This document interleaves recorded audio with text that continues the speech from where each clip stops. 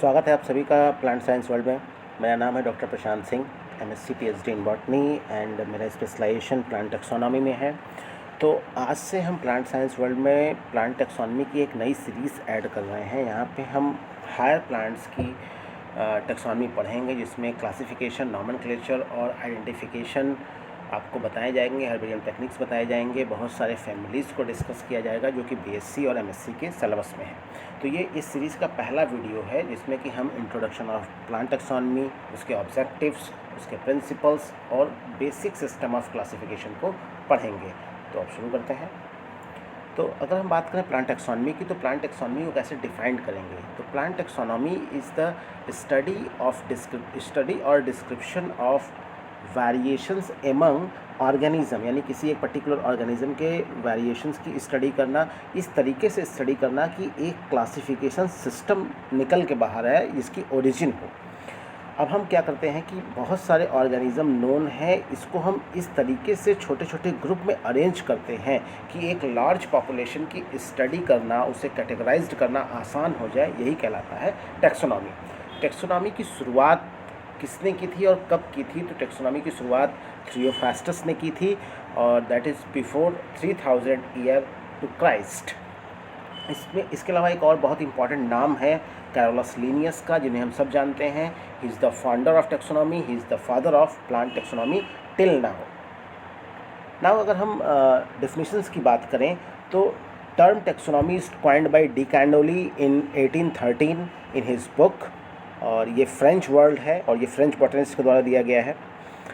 इसके अलावा according to Lawrence 1955, he is the renowned taxonomist. Taxonomy is the science which deals the identification and nomenclature of object of biological origin, यानी कि जो भी living है उसको आइडेंटिफाई करना और उसका नॉमेनक्लेचर करना। इस डेफिनेशन को बाद में मॉडिफाइड किया गया बाय सेवरल साइंटिस्ट। उन्होंने ये बताया कि taxonomy is the science which deals not only identification and nomenclature but it also concern with their classification, यानी कैटेगराइजेशन। इसके अलावा एक और क्वेश्चन आता है कि व्हाट इज़ सिस्टमैटिक बॉटनी। तो सिस्टमैटिक बॉटनी क्या है? Systematic botany is the study of taxonomy, या हम ऐसे कह सकते हैं कि when taxonomy is concerned with diversity of plants, यानी कि अगर हम बहुत सारे प्लांट्स की डाइवर्सिटी की स्टडी कर रहे हैं और उसके पैरामीटर सेम हैं तो वो कहलाता है सिस्टमैटिक्स। नेक्स्ट स्लाइड पे चलते हैं। यहाँ हम बात करेंगे इम्पॉर्टेंस ऑफ टेक्सोनॉमी की।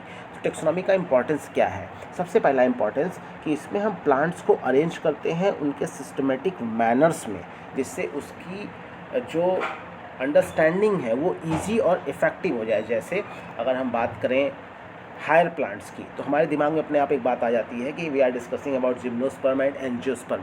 अगर हम बात करें डाइकॉट्स की, तो हमारे दिमाग में एक बात आती है कि we are discussing about the plants which having 2 cotyledon in their seed. तो हम उस कैरेक्टर्स को इस तरीके से अरेंज करते हैं कि उसके आइडेंटिफिकेशन को हम इजी कर लें, उसके अंडरस्टैंडिंग को हम इजी कर लें।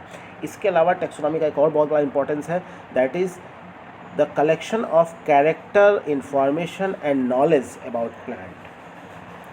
Next, to study the ancestry, origin and genetic relationship, जिसे हम फाइलोजेनी कहते हैं। किसी प्लांट्स की ओरिजिन क्या है, उसका एंसेस्टर कौन है और उसके अगल बगल के प्लांट्स यानी कि बाकी के ऑर्गेनिज्म से उसके रिलेशनशिप कैसे हैं, उसकी स्टडी हम इसके द्वारा कर सकते हैं। इसमें हम एक चीज़ और करते हैं, that is study distribution and habitat of the plant और उसके बेनिफिट्स, जिसे हम इकोनॉमिक बॉटनी कहते हैं। Now move towards next slide.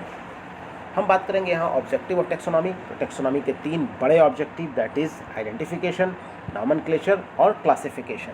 किसी भी प्लांट को सबसे पहले कलेक्ट करते हैं, फिर उसे आइडेंटिफाई करते हैं, फिर उसका नॉमेनक्लेचर करते हैं और लास्ट में उसे क्लासीफाई करके कैटेगरीज में डिवाइड कर देते हैं। नेक्स्ट, यहाँ हम 1 बाय 1 डिस्कस करेंगे, बेसिक आइडियाज़ लेंगे अबाउट आइडेंटिफिकेशन। तो व्हाट इज़ आइडेंटिफिकेशन? किसी भी अननोन प्लांट को आइडेंटिफाई करते हैं यहाँ पे हम, और इसके आइडेंटिफिकेशन के लिए सबसे आसान टेक्निक है कि द आइडेंटिटी ऑफ प्लांट और tax on by comparing with other plants. Comparison कर लेंगे अदर प्लांट से जिनकी आइडेंटिटी ऑलरेडी नोन है, ठीक है। अब जैसे कि with a description of such plants, यानी कि अगर कोई प्लांट है जो कि हमें, जैसे मैं फॉरेस्ट में गया, वहाँ से मैंने कोई प्लांट कलेक्ट आउट किया, मुझे नहीं पता कि ये कौन सा प्लांट है, तो उसको लेके हम आएंगे और जो भी प्लांट्स नोन है उनके कैरेक्टर्स के साथ उसे हम मैच करेंगे। अगर कैरेक्टर सारे मैच होते हैं तो उसकी आइडेंटिफिकेशन कंफर्म हो जाएगी। तो जो पुराने नोन प्लांट्स हैं उन्हें रखते कहाँ हैं? उन्हें हम कलेक्शन में रखते हैं, लिविंग प्लांट कलेक्शन, जिसे हम नाम देते हैं हर्बेरिया। और उन प्लांट्स को क्या कहते हैं? उन्हें कहते हैं स्पेसिमेन। और इट मस्ट बी ऑथेंटिक, यानी कि इसकी आइडेंटिटी जो पहले कंफर्म की गई है वो ऑथेंटिक होनी चाहिए। ओके। इसके अलावा एक और हमारे पास टूल है जिसे हम कहते हैं फ्लोरा और मोनोग्राफ। फ्लोरा और मोनोग्राफ क्या है? फ्लोरा और मोनोग्राफ एक विशेष प्रकार की बुक होती है जिसमें किसी एक पर्टिकुलर एरिया में जितने प्लांट्स पाए जाते हैं जो कि ऑलरेडी नोन होते हैं, सबके कैरेक्टर्स को लिखा जाता है, कंपाइल किया जाता है। तो अननोन प्लांट्स को हम उन बुक में जो प्लांट्स पहले से मेंशन है उनके कैरेक्टर से कंपेयर करते हैं। अगर वो मैच करता है then the identity of that particular plant is confirm. इसके बारे में हम एक बड़ा वीडियो बनाएंगे, फुल वीडियो बनाएंगे, जिसमें कंप्लीट इन्फॉर्मेशन आपको मिलेगी। नेक्स्ट हम बात करेंगे नॉमेनक्लेचर के बारे में। मैंने अगेन कहा कि ये भी एक बहुत बड़ा टॉपिक है, इसको डिस्कस करने के लिए एक अलग से वीडियो आपको मिलेगा। यहाँ हम उसके बेसिक आइडियाज़ के बारे में जानते हैं। तो what is nomenclature? Nomenclature is the determination of correct name of new plants. कोई भी नया प्लांट जिसका नाम नहीं पता है उसका करेक्ट नेम देना, वही कहलाता है नॉमेनक्लेचर। इसकी डेफिनेशन क्या है? Nomenclature may be defined as the system of naming of taxon, वो सिस्टम जिसकी सहायता से टेक्सॉन की नेमिंग कर सकते हैं।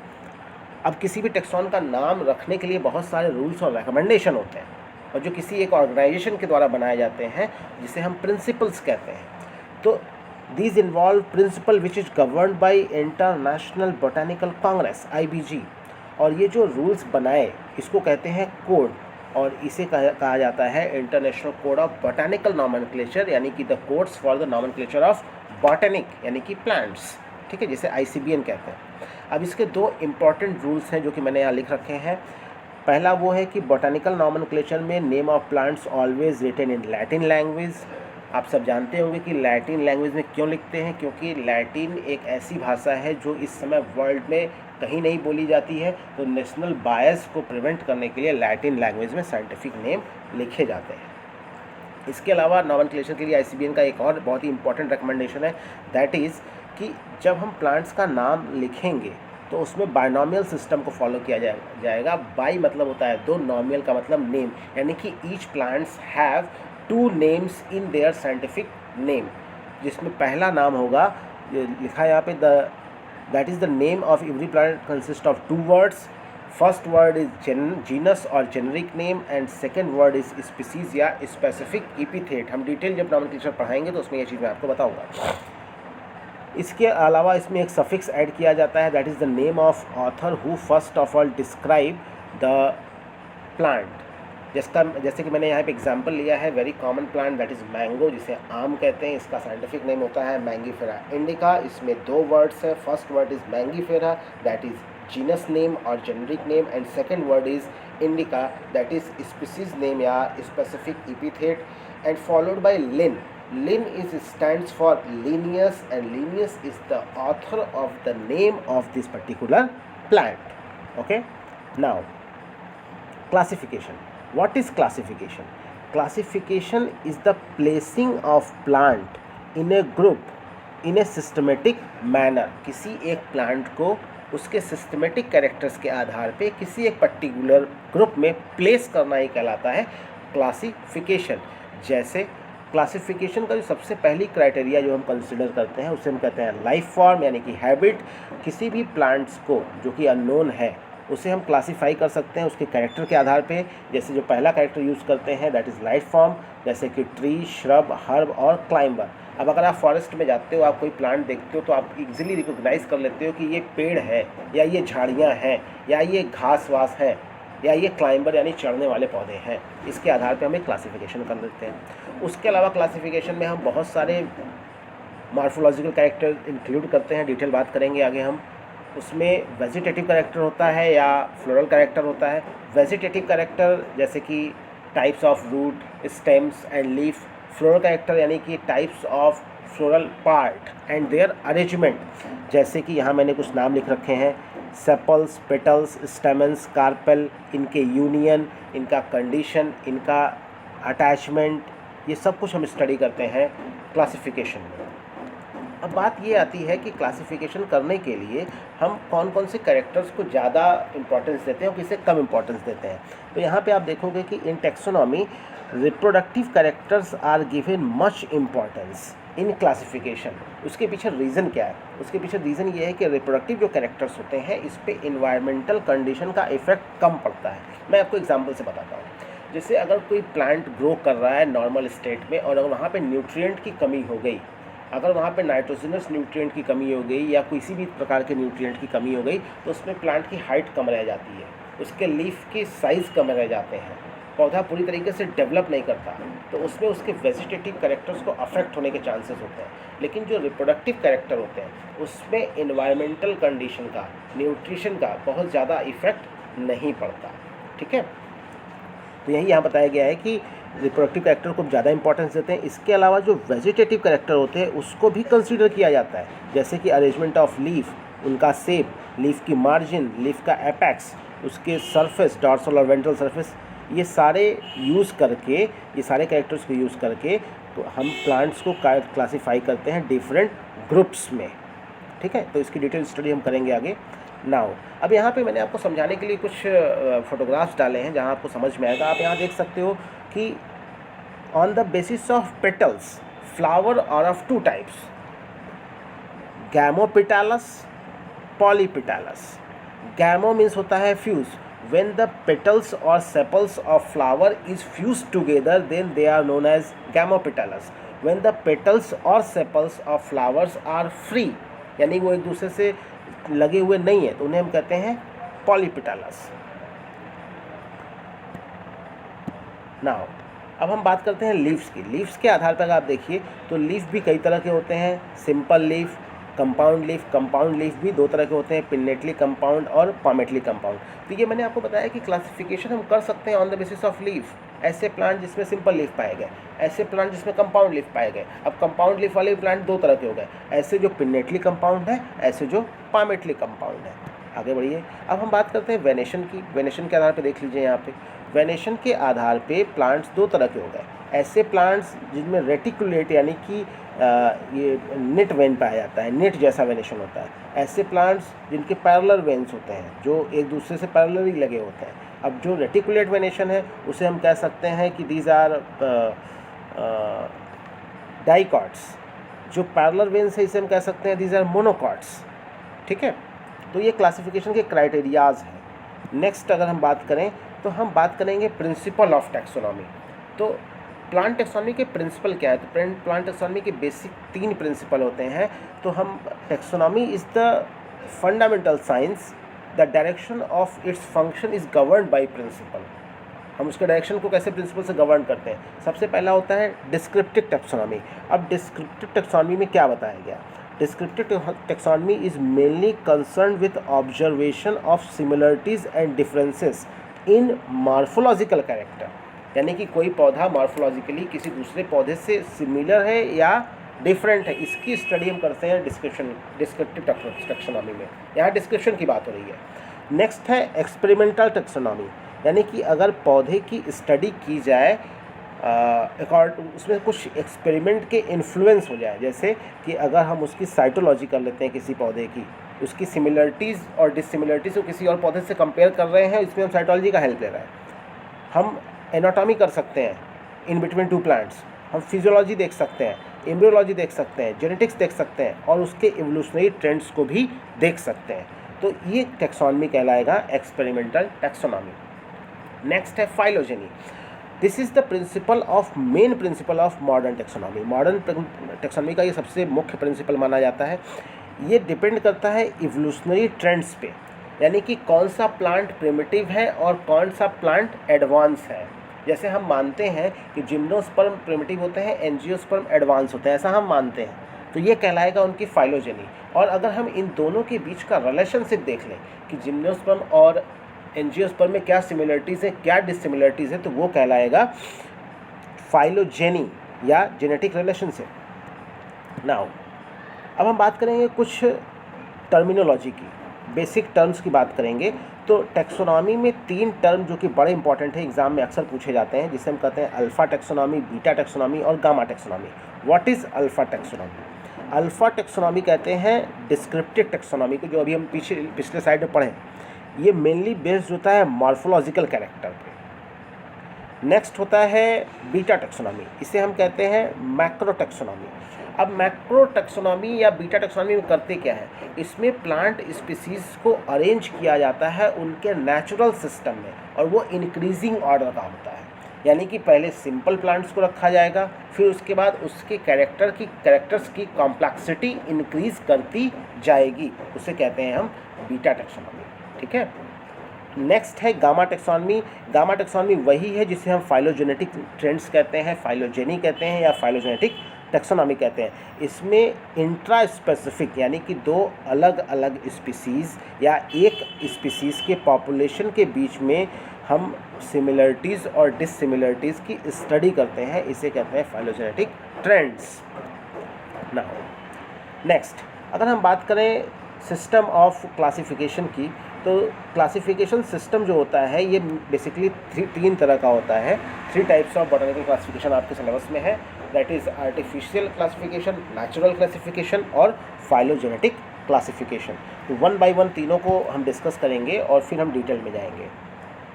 नाउ अब इस चार्ट से आप बेसिकली समझ सकते हो कि क्लासिफिकेशन सिस्टम में आर्टिफिशियल क्या है, नेचुरल क्या है और फाइलोजेनेटिक सिस्टम क्या है।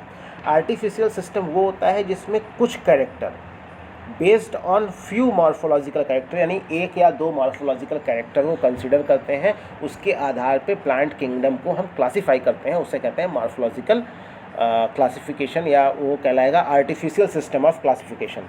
इसका एग्जांपल है लीनियस का सिस्टम, अभी हम डिटेल में इसके बारे में बात करेंगे नेक्स्ट स्लाइड में, नेक्स्ट वीडियो में एक्चुअली। नेक्स्ट है natural system of classification. Natural system of classification क्या है, इसमें based on many morphological feature including their anatomy, their embryology and their phytochemistry। इसका जो बेस्ट एग्जांपल है वो है Bentham Hooker system of classification. तो नेचुरल सिस्टम में हम ज़्यादा से ज़्यादा कैरेक्टर्स को कंसीडर करते हैं, चाहे वो मॉर्फोलॉजिकल कैरेक्टर्स हो, चाहे वो एनाटॉमिकल कैरेक्टर्स हो, चाहे वो एम्ब्रियोलॉजिकल कैरेक्टर हो या उनकी फाइटोकेमिस्ट्री हो। ठीक है। नेक्स्ट हम बात करेंगे फाइलोजेनेटिक सिस्टम ऑफ क्लासिफिकेशन। तो एक चीज़ याद रखिएगा कि phylogenetic system of classification is always depends on evolutionary history. इसका एग्जांपल है हचिंसन, एंगल पेंटल, कॉन्क्वेस्ट, बहुत सारे हैं, तो हम इसको डिस्कस करेंगे। अब हम डेफिनेशंस की बात करते हैं। अगर आर्टिफिशियल क्लासिफिकेशन का डेफिनेशन पूछे जाए तो उसके बारे में हम क्या पॉइंट डिस्कस करेंगे। तो आर्टिफिशियल सिस्टम ऑफ क्लासिफिकेशन जो होता है ये एक बहुत पुराना सिस्टम है, अर्लीस्ट सिस्टम। इसकी ओरिजिन हुई थी 300 BC एगो, और this is mainly based on 1 और few easily observable characters of plants. अब वो एक या कुछ 2-3 कैरेक्टर्स होंगे, इसमें क्या कैरेक्टर इंक्लूड किए जा सकते हैं, जैसे उसके हैबिट को कंसिडर किया जा सकता है कि प्लांट ट्री है, श्रब है, हर्ब है, क्या है, या उसके फ्लोरल कैरेक्टर को हम कंसिडर कर सकते हैं, जैसे उसके नंबर ऑफ स्टेमन्स की बात कर सकते हैं, पौधे के नंबर ऑफ कार्पेल्स की बात कर सकते हैं। इसके आधार पे हम क्लासिफाई कर सकते हैं, वो कहलाएगा आर्टिफिशियल सिस्टम। जैसे इसका जो बेस्ट एग्जांपल है आर्टिफिशियल सिस्टम का, that is Linnaeus system of classification. अब ये लीनियस सिस्टम ऑफ क्लासिफिकेशन क्या है, इस पर एक हम अलग वीडियो देंगे। यहाँ पे हम आपको ज़रा सा समझा देते हैं कि लीनियस साहब ने क्या किया था कि इन्होंने पूरे एंटायर प्लांट किंगडम को क्लासिफाई किया था 24 क्लासेस में on the basis of number of stamens and reproductive organ. सिर्फ उन्होंने एक कैरेक्टर यूज़ किया था, that is number of stamens, देखिए यहाँ लिखा हुआ है। उसके आधार पर पूरे एंटायर प्लांट किंगडम को उन्होंने 24 क्लासेस में डिवाइड कर दिया। अब ये क्या है उसको हम आगे डिस्कस करेंगे अगले वीडियो में। अब हम बात करते हैं नेचुरल क्लासिफिकेशन की। तो नेचुरल क्लासिफिकेशन क्या है, इसमें ग्रॉस मॉर्फोलॉजिकल कैरेक्टर, ग्रॉस का मतलब कंप्लीट, सारे मॉर्फोलॉजिकल कैरेक्टर्स की बात की जाती है, सारे मॉर्फोलॉजिकल कैरेक्टर को कंसिडर कर सकते हैं। इसके अलावा हम उनके मॉर्फोलॉजिकल कैरेक्टर्स के मॉडिफिकेशंस को कंसिडर कर सकते हैं। इसके मॉर्फोलॉजिकल कैरेक्टर पे इन्वायरमेंट का क्या इम्पैक्ट होता है उसको स्टडी कर सकते हैं हम। इसके अलावा इसमें हम ये स्टडी कर सकते हैं कि how these plants are different in their anatomy, in their cytology and all. जो नेचुरल सिस्टम ऑफ क्लासिफिकेशन है, इसका जो इवोल्यूशन हुआ ये आफ्टर डार्विनिज्म हुआ। डार्विन साहब ने थ्योरी ऑफ इवोल्यूशन दी थी, उसमें उन्होंने बहुत सारी चीज़ों को क्लियर किया कि कैसे कैसे विकास हुआ है, जैव विकास क्या है। जब ये थियरी आई तो उसके बाद बहुत सारे कैरेक्टर्स नए कंसीडर किए गए प्लांट्स के, और उसमें हमें ये पता चला कि कौन से प्लांट नए हैं, कौन से प्लांट्स पुराने हैं, कौन से कैरेक्टर प्रिमिटिव है, कौन से कैरेक्टर एडवांस है। उसके आधार पे प्लांट्स आर ग्रुप टुगेदर। यहाँ लिखा हुआ है the closely related plants are naturally group together, this is called natural system of classification.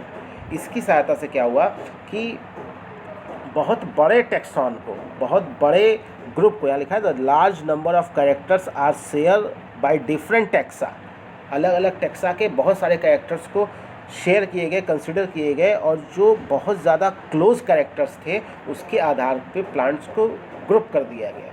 ठीक है, this is the modern system of classification, ये भी कह सकते हैं हम, सबसे एक्सेप्टेड होता है। नेक्स्ट है फाइलोजेनेटिक सिस्टम ऑफ क्लासिफिकेशन। अब देखिए इसकी डिफिनीशन को अगर हम ध्यान से समझें तो फाइलोजेनेटिक सिस्टम ऑफ क्लासिफिकेशन वो है, this is based on evolutionary trends या एंसेस्टर्स, यानी कि सबकी ओरिजिन एक कॉमन एंसेस्टर से होती है। It is based on the evolution of plant and show the genetic relationship among them. The classification on the basis of descent from common ancestor is called phylogenetic classification. अब ऐसे हम इसको समझाने का प्रयास करते हैं आपको।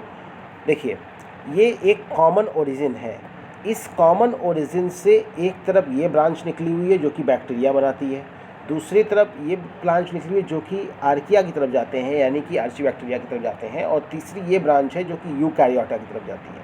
तीनों की ओरिजिन क्या है? कॉमन। एंसेस्टर क्या है? कॉमन। एक ही कॉमन एंसेस्टर से तीन अलग अलग ब्रांच निकलती है, तो जाहिर सी बात है कि इन दोनों के बीच में कोई ना कोई रिलेशनशिप होगा। ये रिलेशनशिप की स्टडी करना कहलाता है फाइलोजेनी। और ये जो ब्रांचिंग यहाँ पे हो रही है एक कॉमन ओरिजिन से, इसके आधार पे जो क्लासिफिकेशन करते हैं, यानी कि इन सब के कैरेक्टर आपस में कहीं ना कहीं मैच कर रहे होंगे, तो वो जो कैरेक्टर्स हैं जो डिसाइड करते हैं कि ये ब्रांचिंग अलग अलग क्यों होगी, वो कहलाता है phylogenetic system of classification. Phylogenetic system of classification plants का भी पढ़ना है, एनिमल का भी पढ़ना है, माइक्रोब्स का भी पढ़ना है, सब कुछ पढ़ सकते हैं। हम यहाँ पे हायर प्लांट्स की बात करेंगे, इसको हम फिर से और डिटेल में समझते हैं। देखिए जब डार्विनिज्म आया, डार्विन की थ्योरी के बाद बहुत सारे टैक्सोनॉमिकल कैरेक्टर थे जो कि कंसीडर किए गए फाइलोजेनेटिक इंटरप्रिटेशन में। जैसे डार्विनिज्म के बाद ऐसे कैरेक्टर जिनको पहले छोड़ दिया गया था, नंबर ऑफ क्रोमोसोम्स को पहले छोड़ दिया गया था, डीएनए को छोड़ दिया गया था, और उसके अलावा बहुत सारे साइटोलॉजिकल या एम्ब्रियोनल कैरेक्टर्स को छोड़ दिया गया था, उसको कंसिडर किया गया और उसके आधार पर क्लासीफाई किया गया, तो वो कहलाता है फाइलोजेनेटिक क्लासिफिकेशन। इस फाइलोजेनेटिक क्लासिफिकेशन में फाइलोजेनेटिक ट्री बनाए जाते हैं, जैसा कि मैंने अभी पिछली स्लाइड में आपको दिखाया।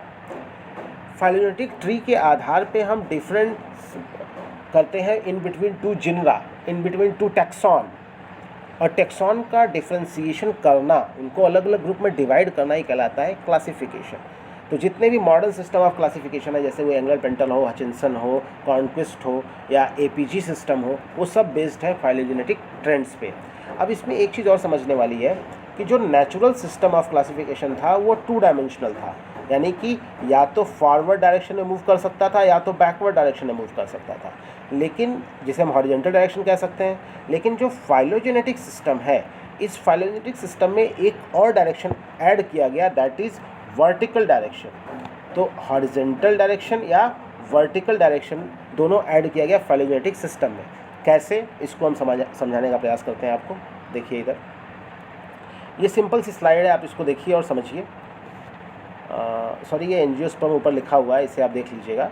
तो यहाँ पे जो प्लांट किंगडम है, प्लांट किंगडम में क्या आता है? सारे प्लांट्स। अब वो जो सारे प्लांट्स हैं वो डिवाइड किए गए डिफरेंट ग्रुप्स में, जैसे non vascular plant, seedless vascular plants, gymnosperm, और यहाँ पे लिखा हुआ है एंजियोस्पर्म, आप देख सकते हैं। अब मैं आपको ये बताने का प्रयास कर रहा हूँ कि ये जो किंगडम प्लांटी है, इसको अगर हम हॉरिजॉन्टल वे में देखें तो बहुत सारे ग्रुप में डिवाइड किया गया। This is natural classification. अब हम जब इसको डिवाइड किए जिम्नोस्पर्म में, gymnosperm further divided in several groups, वो कहलाएगा वर्टिकल क्लासिफिकेशन। तो जब ये कहलाता है फाइलोजेनेटिक सिस्टम, जब एक क्लासिफिकेशन सिस्टम के एक कैरेक्टर को इन्फ्लुएंस करते हैं दूसरे कैरेक्टर से, तो वो कहलाता है फाइलोजेनेटिक सिस्टम। आई होप आपको समझ में आया होगा। तो दैट्स ऑल फॉर टुडे। हम अभी इसके बारे में और बात करेंगे। तो हम अभी अगला वीडियो जो बनाएंगे उसमें बहुत सारा क्लासिफिकेशन सिस्टम होगा, नेचुरल सिस्टम होगा, बेंथम होगा सिस्टम होगा, और फाइलोजेनेटिक सिस्टम को हम और डिटेल में तब समझेंगे जब हम फाइलोजेनेटिक क्लासिफिकेशन पढ़ेंगे। तो थैंक यू सो मच। अगर आपको समझ में आया और ठीक लगा ये वीडियो तो अप्रिशिएट करिएगा। फर्दर हम लोग और भी वीडियोस डालते रहेंगे और आपसे बात करते रहेंगे। Thank you so much.